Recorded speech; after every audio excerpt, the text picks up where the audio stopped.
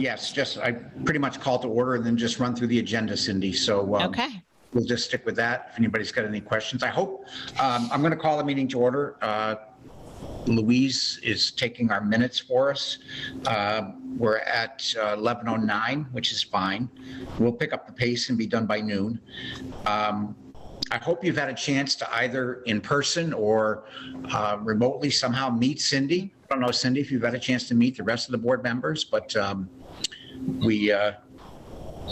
we're glad to have you on board, and thank you very much for choosing Easthampton and Easthampton choosing you. So good luck. Good luck. I'm sure it'll be great. Thank you. We'll start out with the approval of the minutes. I believe the minutes from our last meeting would be July. You should have all received those from Cindy. I'm sorry, from Louise a while back. Are there any questions or corrections or deletions to those minutes of July? Hearing none, I'd entertain a motion to approve those minutes. I'll make a motion. Thanks. Second. And Chuck, I believe, seconded. Any further discussion? All in favor? Wait. Great. Thank you very much. Public speak. Cindy, do you see anyone out there who's trying to get in? Oh, you're muted right now, Cindy. Sorry. Let me look again.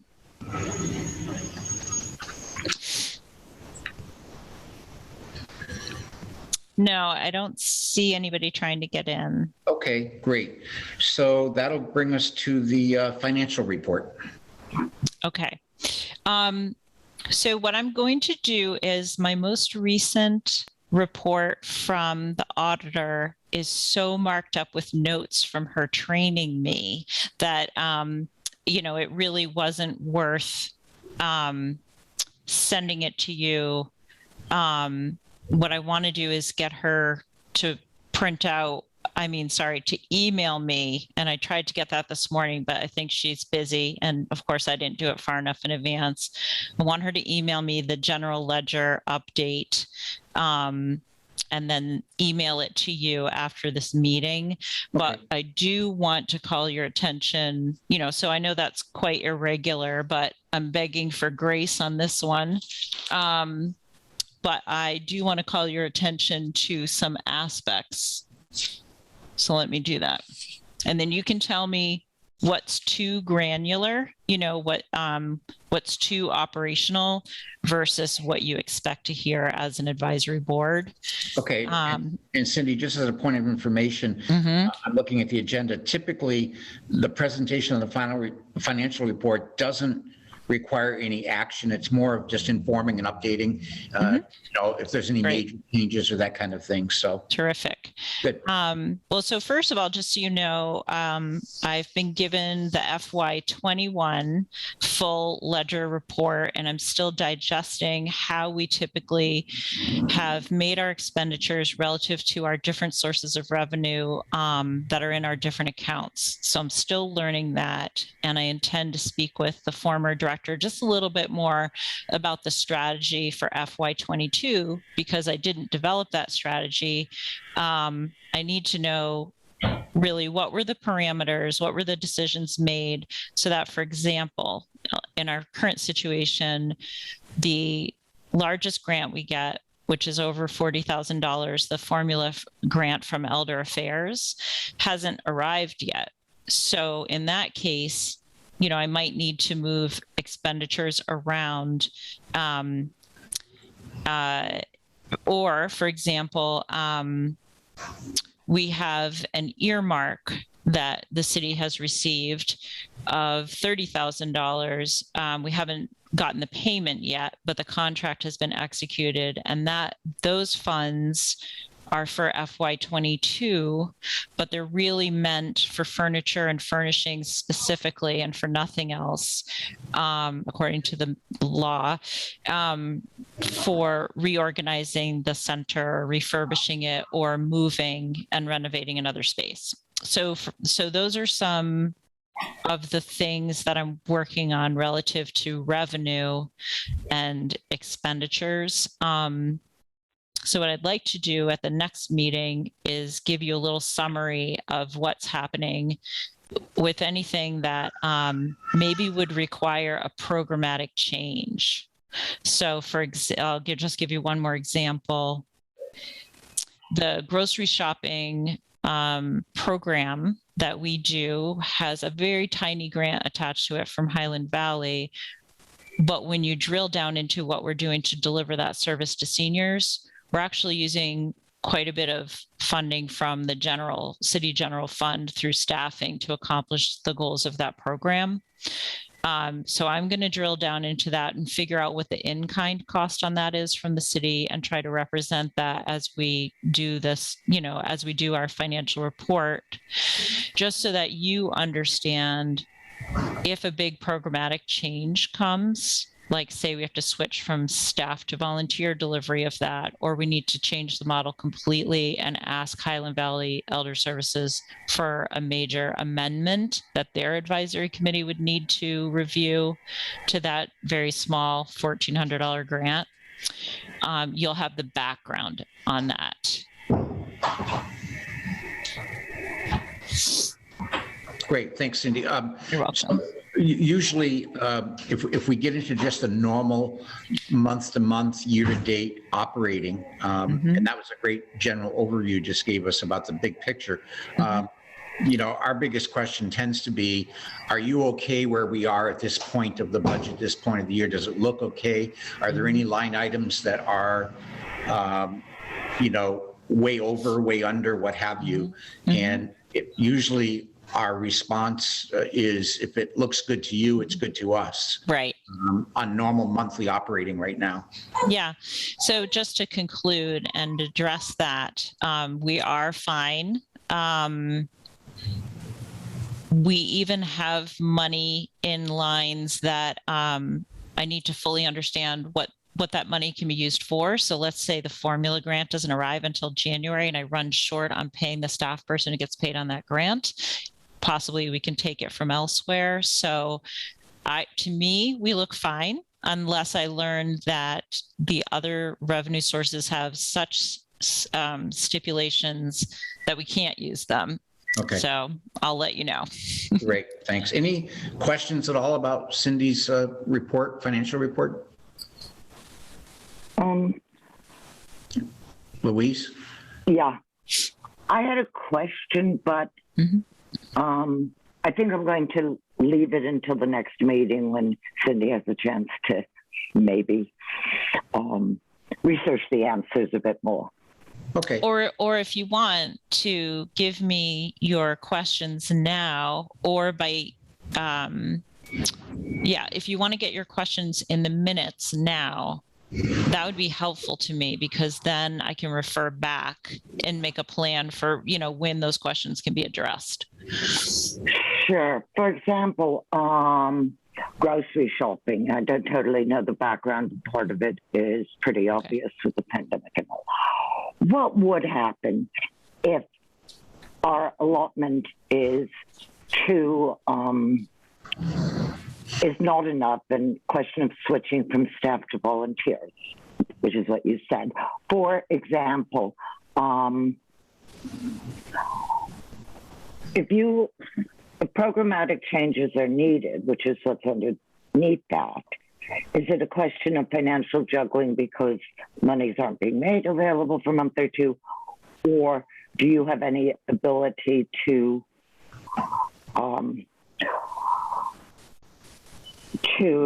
make changes to the budget that you've inherited? I think I'll leave it there. I mean, that's obviously a big one, and it's going to be a requirement for quite a while, the way things go. But it's also a broader question because you've inherited a budget. Yeah. Right. So I've inherited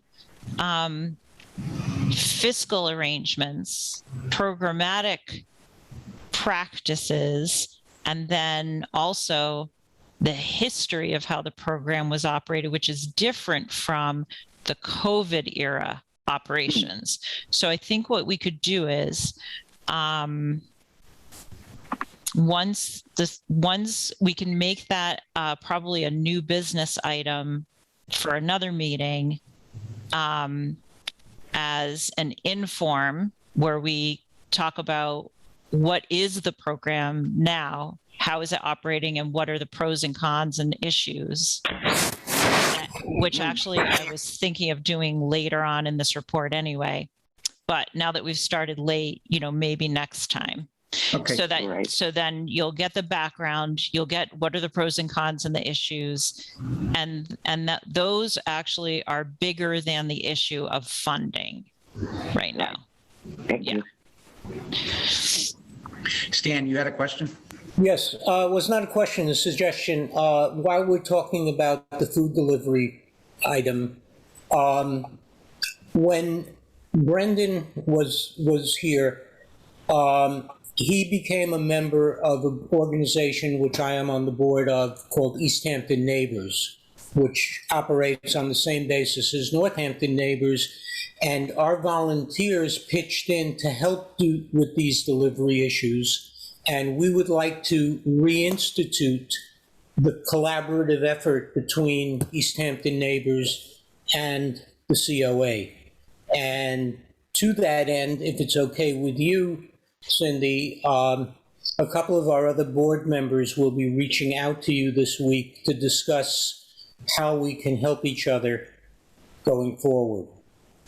So I just wanted to add that into the food delivery piece. Thank you. Okay, great. Thank you, Cindy. Highland Valley report. Pat Bruff, Cindy, is our liaison to Highland Valley, attends their meetings from time to time, so he can report back to us. We don't refer to him as a spy, but he basically gives us whatever information we need to know from their board. So Pat, I know they don't meet in the summer, but I'm not sure if you have any updates. So yes, I am supposed to attend the meetings and I missed the last meeting. Okay. So I have nothing to report at this time. No problem. And I'm referring to summer because I know it's November, but it's like summer here. So Yeah. sorry. Lucky. Sorry. That's all right. Okay, so Cindy, go ahead, Cindy. I just want to let you all know I'm in very close contact with Highland Valley, both meals and nutrition, grants, food services, trying to get in touch with information and referral. And I briefly worked at Highland Valley and Life Path years ago, so I understand the structure.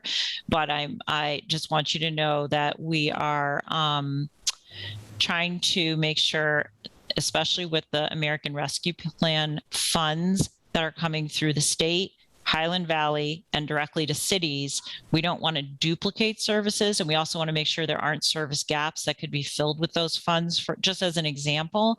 So even though there's nothing to report at this time in that regard, just know that we're striving to work together and understand what it is that they're doing, what it is everybody says that they do, that they might not be doing, and then figure out what's our role as the COA. Great. Thanks. So director's report. Okay. Let me just go back and look at the agenda real quick. And it might include, Cindy, the other items that we've talked Yeah. about and that you've listed here on the agenda. Yeah. Okay. So I'm going to wait on the COVID piece. That's under old business. Let me see here.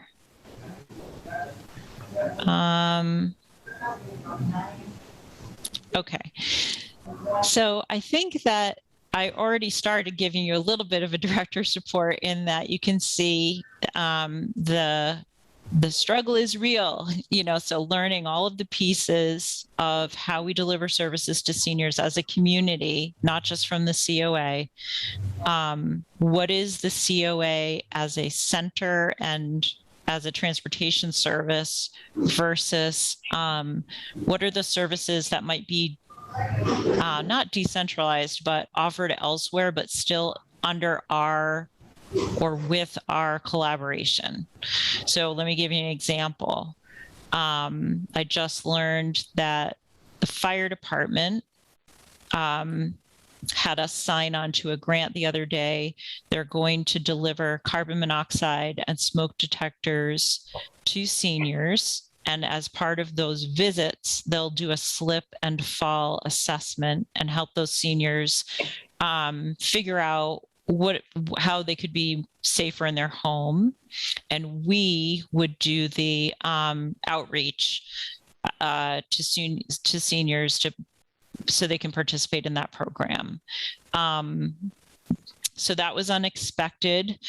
I had already been thinking about how can we serve people in a different way in their homes to fill important gaps.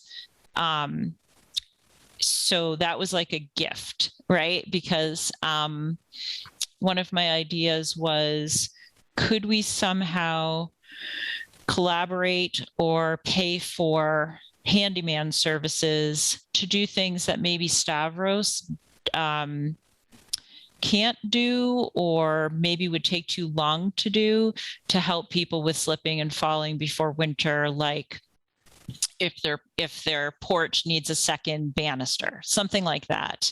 And then who would go out and do an assessment? Would it be an occupational therapist? Would it be one of our outreach workers? Would we partner with Highland Valley? So as these concepts are going through my mind about how we can be a partner out in the community, delivering services to people where they are, not just here at the center or on rides, I'm learning that there are certain things that are already happening. So, so I, as a director, have these two things: learning what's already out there and how to collaborate and work with them. And at the same time, needing to make proposals for how to use maybe one-time monies or grant monies, and not wanting to start something in isolation that either would maybe be too much work for us to do with our current staffing, or might be duplicative, something like that. So as director, I need a lot of time to both learn about this, learn about all the different initiatives, learn from the Mass Councils on Aging, and yet there are major parts of my job that take a lot of time. So, for example, billing, deposits, payroll, sort of the clerking activities, supervision of staff, working on policy development, just all the other aspects of being a director that take time, financial management and budgeting. What I'm finding is there are certain things that only I can do as the director, right? But there are some other things that maybe at some point other staff could do if we reorganized a little. So I have my eye out for how can we deliver services better using the staffing that we have, but also how can we administer better so that then we can deliver new services that meet the needs we've been hearing about for so long, that people are talking about are gaps in the community, if that makes sense. So a lot of what I'm doing right now is really studying how this whole thing is working and how we can both improve within our current constraints, and then also if we have the opportunity for new monies, making sure, or additional monies, making sure that we don't just throw on more programming or activities that causes so much more work that we actually can't deliver either that service well or the services that we're already trying to do well. Let me just think what else. We're still dealing quite a bit with maintaining our practices around keeping people safe through COVID in ways that mean there are many complaints to both the mayor's office directly and to me. So actually a significant amount of my time has been troubleshooting and problem solving with residents, both participants and maybe their caregivers or relatives, and staff and City Hall. believe it or not. I have a whole complaint folder. So, and that's actually been really productive because it's helping us write down anything that isn't written down and make sure that the attorney sees it, working with the Board of Health and the health department, and then working with the staff just to make sure that when we have complaints, when we have behavior issues or anything else, we do something with those complaints, act on them, resolve them, and not let them fester. So that's been actually quite a bit of time. So I'll just stop there, see if anybody has any questions, anything they would like to know that I didn't mention. Any questions for Cindy? Joe? Hi. Hi, Cindy. My name's Joe Banus. And I do have, actually, I've got two questions. The first of which is, you mentioned your complaint file. Could you give me one or two examples of the nature of those complaints? Yeah. Like what people are complaining about? Yeah, let me give you one that's not so much COVID related, because we could get to those in the COVID update. Mhm. So we have somebody who, let me see how to, some of the people are blending together. Blended, a blended group. A blended people who have, Blended complaints. I well, think. let me just I'll just give you an example. So somebody contacts the mayor's office to say that they got a ride from us and then they weren't picked up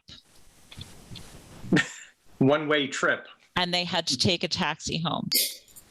Okay, so the backstory is that this person had been pushing the driver to make multiple stops, which was not the arrangement. So they're supposed to be dropped off at the drugstore, picked up at the drugstore, but instead, and maybe the driver was accommodating once or twice. I'm not quite sure exactly what happened. Drove them around to a couple places. We can do that with prior arrangement, but certainly not like 4 places. And really the goal for this participant was to be able to buy alcohol at a package store or another store that wasn't part of the arrangement. So when the driver set a limit that, nope, the arrangement is I'm dropping you off at this drugstore. Someone's going to, one of the other drivers or myself will pick you up at this drugstore. So the person didn't show up. Actually, a couple of staff who were taking a walk at lunch saw the person getting into a cab at the package store. So Okay. I authorized, while this was going on, that the driver could go home for the day. They tried to pick up the person. They couldn't communicate with the person. And, the person would have to find their own transport home.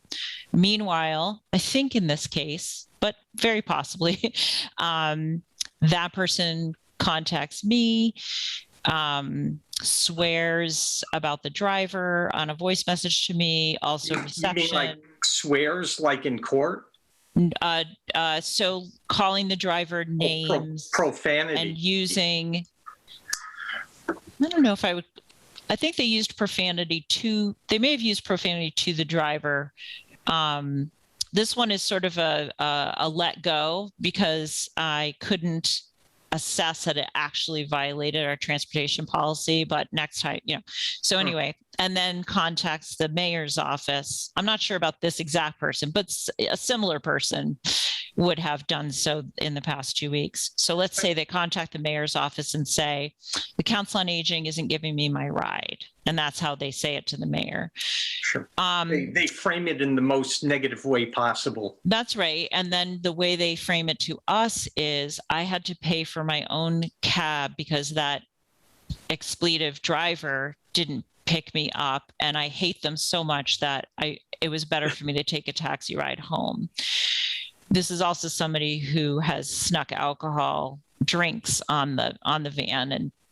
And somebody, I think, has already been banned from the van in the past. So that's an example of how an ongoing chronic issue with somebody who we want to serve and make sure that their living conditions and their quality of life is as good as possible so that we don't have worse problems like them being evicted or something, where we're trying to navigate with them, but at the same time, they may be making complaints to the mayor's office. So in that case, then I work with the mayor's office to let them know where we are addressing this. Another example could be, I'll give you one more example, which was a lot of time. A resident called to say that the AARP tax service, please stop me, Tom, if I'm taking too long, okay? No problem. The AARP tax service was incompetent last year with the volunteer service that we hosted, and she's going to picket the Council on Aging if we bring them back again for 2022. So that I had to problem solve with the leader of the local region of the AARP tax preparers. So I had to figure out who that was, talk with them. We figured out what the problem was for this person and how they would get to a point where they would have such a serious complaint. It was a misunderstanding in some ways, too long to go into here. But if you hear anybody say, if you hear anyone say that they e-filed and then they made a paper amendment, all the 2020 paper mailings to the IRS are sitting in trailers, and amendments are at the bottom of the list for addressing by the IRS. So if somebody's return of money is impacted by this, let's say they're owed $300 from that amendment, but actually they haven't gotten that yet, and they feel there's been a mistake, it's not that the tax preparer or the client did the wrong thing. It's that it's still in process, and people may not understand that. So what we are going to do to address this is, of course, we're going to have AARP come back. They're still reliable. We understand, they made an incident report about this case. The regional director is calling that participant back or already did. And I'm waiting and delaying to call her back myself because she needs to kind of come to the understanding that this has been explained to her by the expert, and let her sit with that a little bit, and then I'll call her back. And if she's still equally mad, one benefit of having me in this position as a social worker is that I can kind of, just talk with her about it, problem solve, set limits. So if we offer it again and she irrationally says, they're still incompetent, I don't care what you say or what the IRS says, and she pickets us, so that's another kind of complaint. Maybe she will picket us. So we want to get ahead of that and work with AARP to maybe figure out something very brief to say that might assure people. But there have been no other complaints or issues, so we don't want to make an issue where there isn't one either. So that just is another example of the kinds of complaints we're dealing with. Yeah, I guess the bottom line, these complaints, no matter how big or small, take a lot of time to Take a lot of time. Yeah. I hear you. Brendan would say the same thing. Occasionally he'd talk to me about some of these things. The other thing I was hoping to hear about, which maybe you're going to talk about at some later point, either this meeting or next, is the, what's going on with the senior tax work-off program. Because I've gotten, Tom and I were involved with interviewing a number of people, and I was involved in setting it up.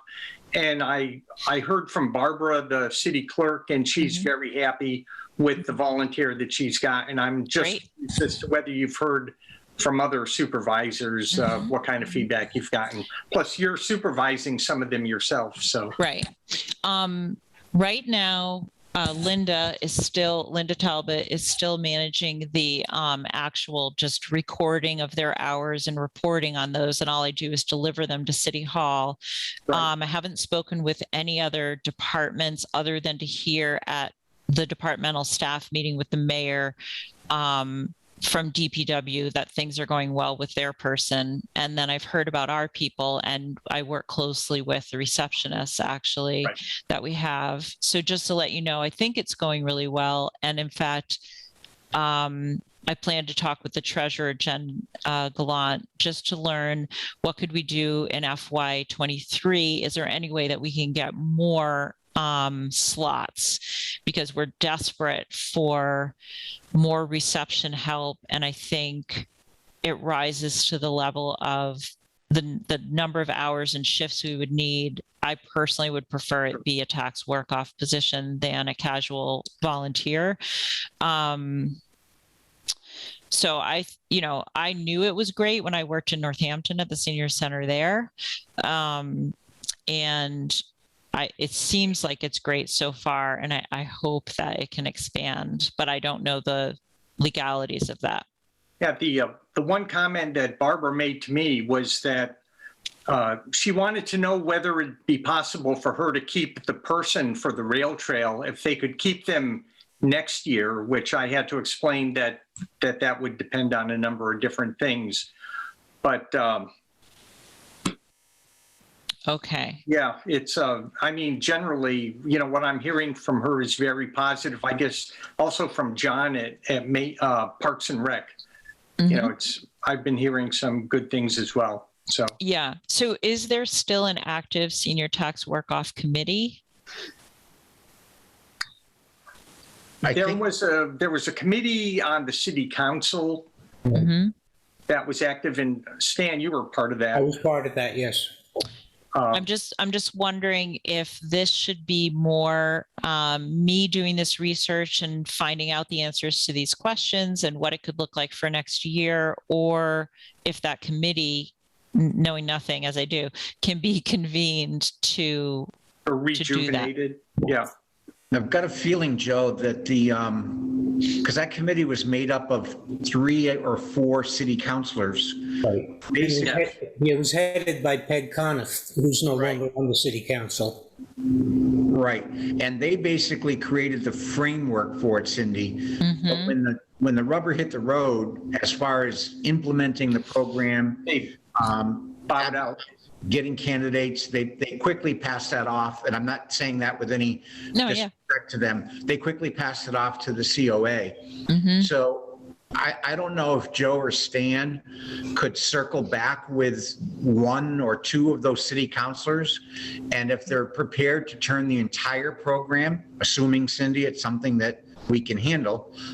If they're prepared to turn the entire program over to the COA and basically make Mm-hmm. Joe and I and Cindy or whomever else wants the committee, if you will, as opposed to the city councilors. Because again, they put the framework together. They did the view from 30,000 feet. Right. I don't see them working in the trenches with it.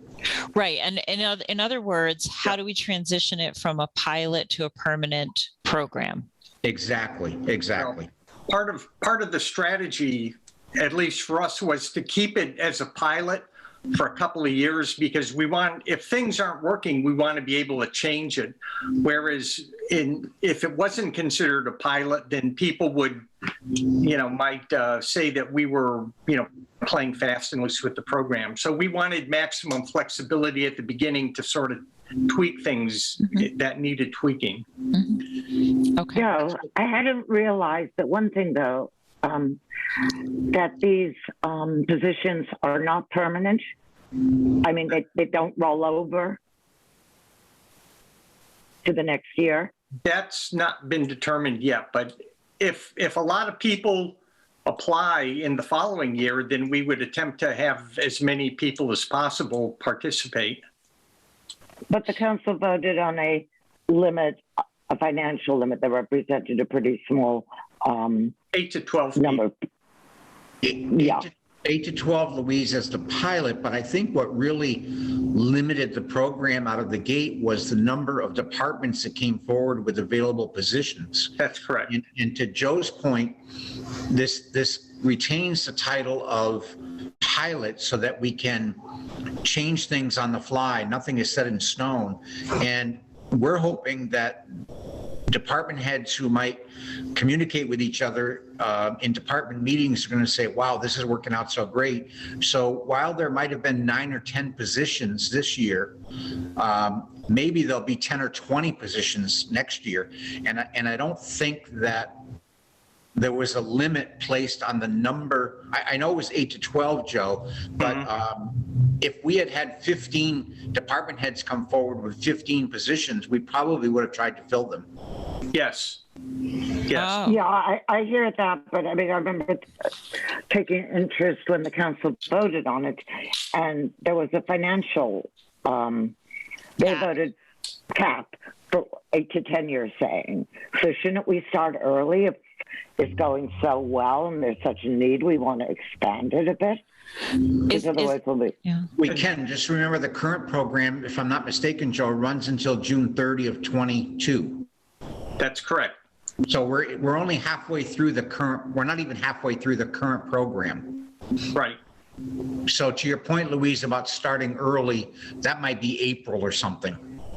Yeah, Well, March. to get anything through council, and especially with Peg not there, and she was like the leading force behind it. I'm just saying realistically. Who's that, Peg, you said? Yeah.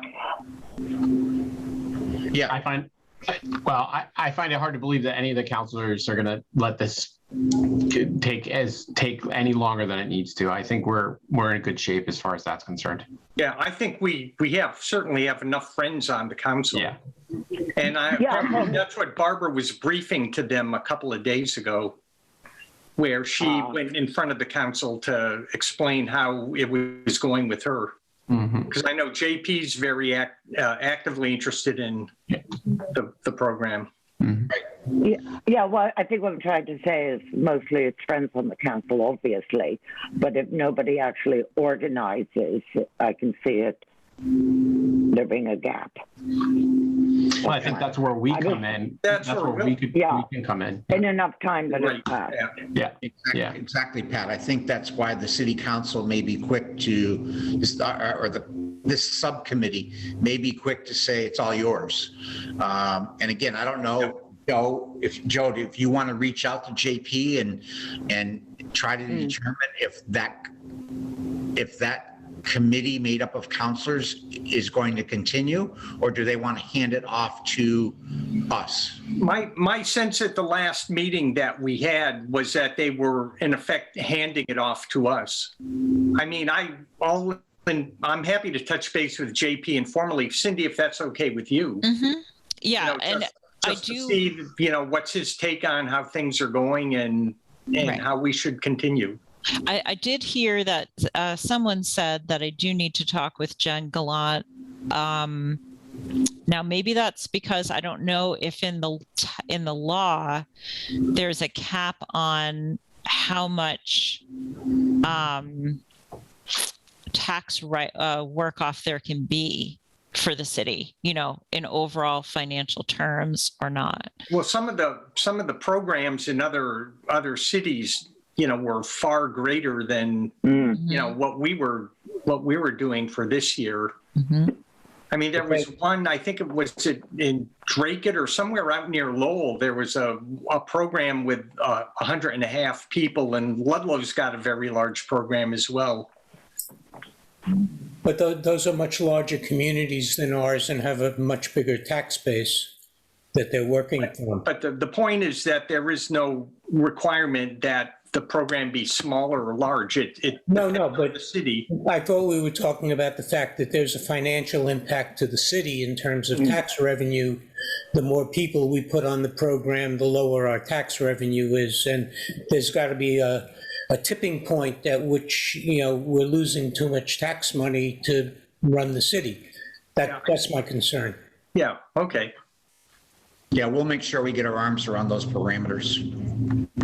if I recall correctly, the number was pretty, he anticipated the marginal amount of income that people would have to contribute because of the program was something like $4 per tax paying body. So Yeah, it's pretty small. $4 wasn't exactly. No, that's as it is right now. I understand. Yeah. Sure. Okay. Okay, thank you. So Cindy, that was on your dime, I think. If you want to keep going, that's great. No, I think we're good for this time because we're coming up. And I have a hard stop because I need to take a little mental break before my 1 o'clock with the mayor. Okay. and maybe even change my shoes. There you go.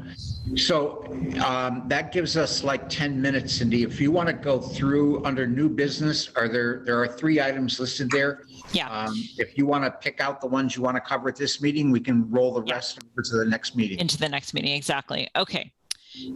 Today, I hope to find out if the city has finished negotiating a new lease for a lease for Manchester Hardware with CHD. There's many issues that go into the lease itself, which is why it's taking so long. The last I knew, an RFQ, which is the bidding process for design, had not gone out yet, but perhaps it has by now. There is a preliminary drawing of how the space would be used at Manchester Hardware that Brendan did, and then CHD drafted. The mayor presented it to me. I am getting feedback on it from end users, both participants, instructors, and staff. Then I have arranged with the mayor that a friend of mine who has done major project management work at Smith, for example, on the new Nielsen Library project, she offered to help us create a spreadsheet with those comments that's very professional, so that when there's an appropriate junction, we could communicate with whoever's doing design and build. Right off, we noticed some things that maybe conflict with universal design and accessibility, as well as how we think we would want to use the space. I'm also attending a universal design workshop from MCOA, Mass Councils on Aging, this week. And then I've also been invited to Lindsay Rothschild's, this committee she's involved with for City Council on accessibility, to go to that meeting. So I'll do that this week. And then if you want to look at the preliminary design, I welcome you to stop by the senior center. I have it in my office with sticky notes. People can make comments, or you could wait. And given that I don't know the timeline on this, well, what I do know is that if we get the lease and this really heats up, then it would probably be something like March or April, where we're intensively working with design. But if there's things that we want that would impact how CHD uses the rest of the building and constructs the building envelope that our space would be in, then I want to get those to the mayor as soon as possible. For example, we probably won't have natural light in most of the building unless CHD is willing to pop in windows. And that I immediately made a request of the mayor, since they're working on the actual systems right now, or the envelope, that we are really pushing for natural light. And in fact, on top of that, I think I'm going to mention today, we want windows that open, at least some that open, so we don't run into the problem they have at City Hall where the windows don't actually open. So that's just, it's so preliminary. The mayor explained to me as of a month ago that if there were 20 steps to actually ending up at Manchester Hardware, we're at step 4. That was a month ago. So I'm keeping in close contact with the mayor on this, with the purchasing agent, Mike Owens, and with our end users. But I have to say that that's informal, so it's not like we're having a public hearing right now like they would at a later stage of this project. It's me trying to gather feedback as best as we can on anything that would be so critical that it would maybe impact the lease agreement or the initial work CHD would do. And then the rest of it, what they call the vanilla box, which is the space we would get, is just like an open space, and we would be the city would be putting in the walls and furnishings. That's all coming later, but it's worth thinking about it soon. So is there anybody who did not know, that Manchester Hardware was being considered, or did you all already know that? I believe the mayor had reached out to each individual board member, Okay. Cindy. Everyone should be aware that was a strong possibility. Right. I don't. I've got a quick question, Go ahead, Louise. because I know there's not much time. Is there any way to see the design without, virtually, remotely, without entering the COA? My only suggestion, Louise, was going to be, and again, I don't want to try to speak for the whole board, but if we're at step 4 of 20, I personally would like to start, especially with the internal design. I would like to be more involved when we're maybe at step 16 of 20. Because it's so early in the process right now that it might just change so much that it may not even look like it does today. And personally, if I was trying to get into the weeds today, it may be a futile effort because it's going to change so drastically between now and the end. So again, we're at step 4 of 20, and we've got a lot of experts involved looking at this. I personally would like to see us getting in this as we get a little further along. I can hear that, but Cindy pointed out 2 things: natural light and ventilation. And those tend to get determined in steps 1 to 4 very early on. I mean, the more superficial interior decorating you can move around with after. And out of that, I'd be interested in she's caught those. I'd be interested in seeing the bones, the framework. Yeah, just so you all know, CHD has promised that the HVAC system will act, and this is according to the mayor, will be COVID appropriate, whatever that means. And you have a fighter in me for making places as natural and homey and unclinical and uncorporate as possible. And also in Dawn, of course, our activity coordinator. So I think you could, if you as an individual who uses the center or as a resident want to come and take a look at it, I welcome you to come in. We can talk about it. But as the advisory council, if you all decide that you want this on an agenda or not on an agenda, that's up to you, and so just let me know what you think. I'll talk to you after. No, And I think, Cindy, that's a great idea, but further down the road, personally. Yeah. But again, Cindy extended the invitation. I think it's probably too difficult at this point to create an electronic file for this because Right. there's so many moving parts. Like Cindy said, sticky notes all over the place.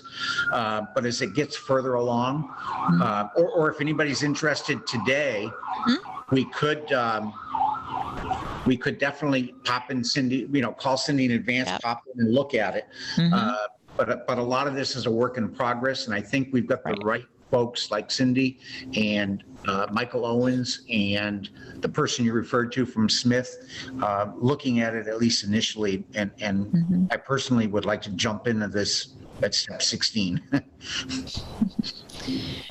And just to clarify, this friend is really, all she's doing is helping us format our comments so that they're taken, in an organized and serious way. She's not acting as a, as a designer. Right. Yeah. Great.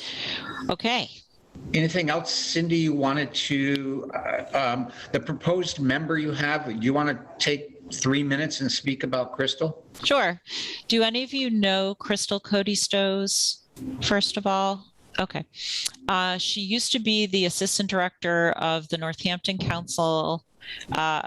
Northampton Senior Center, where she was my supervisor. And then she worked at the Lathrop House in Northampton as the director, and now she's the director of Christopher Heights in Northampton and an Easthampton resident. So she was one of my contacts network when I was doing my job search, and gave me, I don't know if she provided a recommendation for this job, but so I've been in touch with her, and when I told her that I had accepted the position, immediately she said, "Do you need people on your council? I would love to join."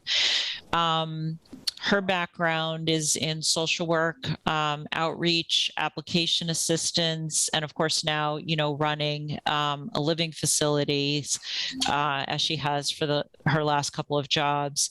The benefit I see to having her on the council would be having somebody who has a depth of knowledge about social and human services, who can help if we have major reorganizing to do, or let's say we wanted to shift from our outreach model to the social work model they have in Northampton, anything like that. It'd be very helpful to have somebody who can provide an experienced eye toward that aspect of what we do. So much of what we do is social service. Even van transportation, or things that you might call concierge services like grocery shopping or giving rides. These are really economic services, and also social services that have resulted from people not having the income or the mobility or the social supports they need to meet their basic needs. So she's an expert around those kind of needs. So I recommend you, since you have open slots, be inviting people to be considered. Personally, I don't want to have any open slots. I think we need as many, great people on this board as possible. And if you would like her to come and introduce herself and just be present and observing for a couple of meetings, I think the mayor had recommended that's how city boards bring on new people, is to have them come and observe for a while and have you get to know them. So that's one person. Maybe there are additional people who would be interested. No, I think that's great. Cindy, inviting her to observe is great. I think that's also, if that's her desire, if you will, to observe. I mean, in a lot of cases, when folks are getting on boards like this, I believe the process is simply filing a letter of interest to the mayor's office. She takes it to the city council, they review it, and then thumbs up or thumbs down for whatever reason. But if Crystal would prefer to observe, that's perfectly understandable and perfectly acceptable. Any other comments from the rest of the board? Yeah, I know that there was a tradition in Easthampton of attending 3 meetings to see if somebody who was interested was a good fit. In this case, our new director knows her. I seem to have a funny reflection here. You know her, and I would sort of leave it up to her. When I encountered this, I was told specifically by Lindsay Rothschild that that was not a requirement, did not exist anymore. And as a general comment, if we're looking to expand this committee, which has vacancies at the moment, and use more users and use more potential users, then I certainly don't think we should revert back to that, waste 3 or 4 meetings in those many months to see if you're a good fit. However, in this case, I would agree with you that, it's up to Crystal. Yeah, I think Louise, to Lindsay's point, that might have been a best practice to have someone get a feel. No. The whole point was that it wasn't a best practice, that it wasn't a requirement, I'm saying. It wasn't a requirement. But it also tended to perpetuate vacancies. It was not just vacancies, it made it less diverse.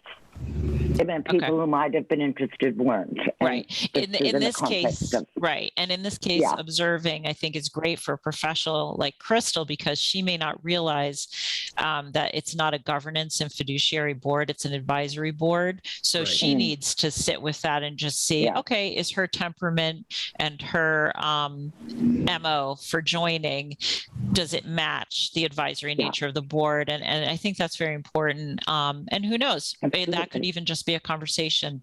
And in regard to users, personally, I'm also studying a little bit the diversity of the users. How does that compare to who's actually living in Easthampton? And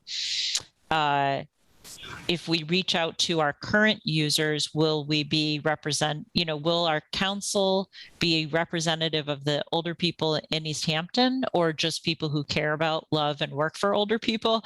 Right. Or because what I'm seeing so far at the center is not diverse in terms of the people who come in, but I don't know about the people who also use our services, the van, and use outreach from afar. So still learning what our level is right now of representation. Great. Okay. So I have 12:05. You do have a hard stop. Is there anything else? Cindy, a couple of those things we can throw onto the next meeting agenda if you wanted to explore them a little further. Yeah. And if it's possible for you to get an update on the senior tax work-off program for the next meeting. Yes. Great. Well, let's just use the rest of our time to prioritize what we want me to work on by the next meeting. And then maybe that way, when we come into the next meeting, you'll know, okay, no, this thing's got to wait till January or February. So senior tax work-off,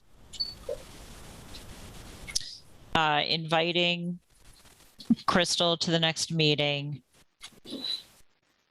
and educating her about writing the letter of intent. Right. And I'm not certain that we got deep into, just because of time here, that we got deep into the old business item of the COVID precautions. Right. All I want to say is that we've been trying to have a meeting with the epidemiologist.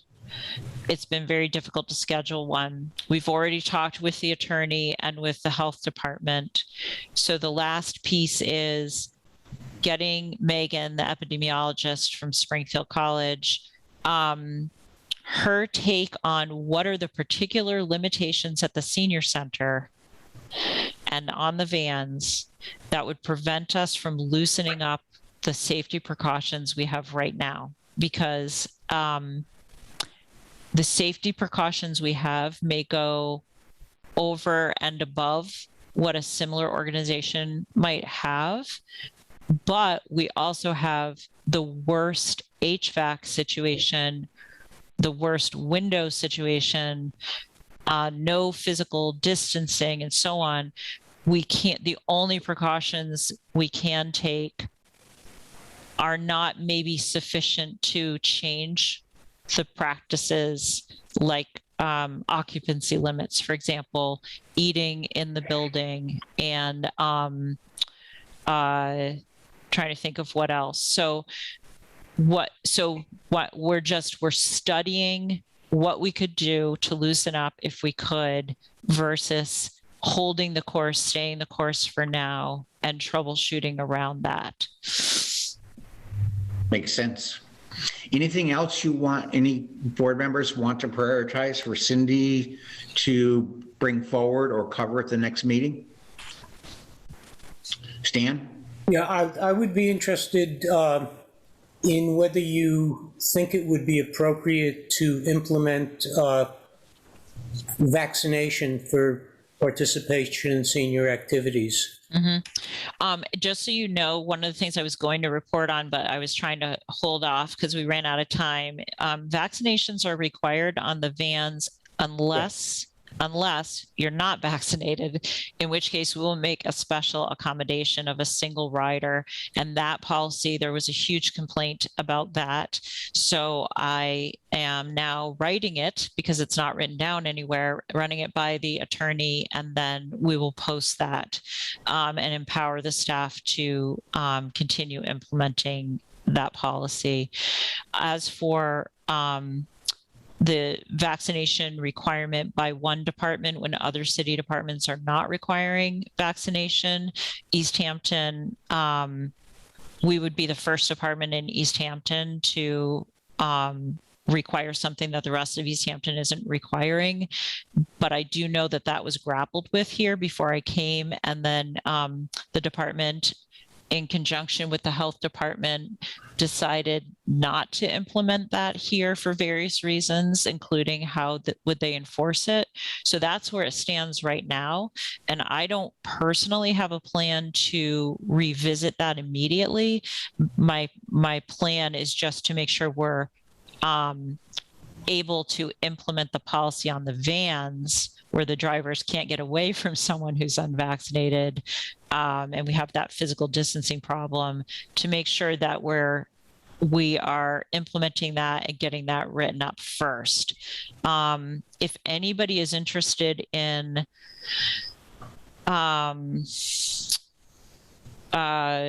figuring out whether a city department can require vaccination when the city doesn't require vaccination, I know that that's being debated in Northampton, and I'm watching that, and I spoke with the director about that. So I just encourage you to learn about that, observe that, and we'll see what the impact is on our community if that comes to pass there. And then also, I'm observing here to see, are there calls for that? Are we losing people because we don't require vaccinations, and how could we serve them in the meantime? That's the other piece that I'm looking into. Okay. Yeah, I mean, just Go on, Tim. another quick follow-up on that. My concern is that we want to do contact tracing for people who come into the senior center. And it's not clear to me how we can successfully do contact tracing if we don't know who's vaccinated and who's not. And that it was, right. Those two went together in my mind. Well, here's one thing that might help with that. The CDC in September put out new recommendations that because of the Delta variant, fully vaccinated people without symptoms who have had a close contact with somebody with COVID-19 diagnosis must, it's a recommendation. They should test even if they have no symptoms, and if they're negative, they should retest, and there's new intervals because of Delta. So given that, I am putting that recommendation from the CDC with the caveat that people should talk with their physician in the transportation policy that's written up. I don't know yet. I'm going to, talk with the health department. I did talk with the health department about this, about whether we should put that out there as a routine for the center. It sounded like no, but at the very least, we can educate people that this is a CDC recommendation, because then it really doesn't matter if you're vaccinated or not. If you've had a close contact, you need to test. We just can't require that. We can recommend that. So in that way, then it's not up to us to do the contact tracing. It's up to the individual to self-monitor their situation. But if we have a breakthrough case, then of course we would do contact tracing because we have everyone is signing in. Right. Mm-hmm. Yep. Okay, Thank you. You're welcome. We can come back to that too. definitely. Anything else that we would like to discuss? Sorry, anything else we would like to discuss before adjourning? Hearing none, I would entertain a motion to adjourn. Joe raised his hand first. Is there a second? I'll second. Okay, thanks, Pat, because if we didn't hear a second, we'd be here all afternoon. All in favor of adjourn? Aye. Bye. Bye. Thank you very much. Have a great day, Thank you. everyone. Thank you. Thank you so much, everybody. Thank you for your support. Absolutely. Welcome Thank you. aboard.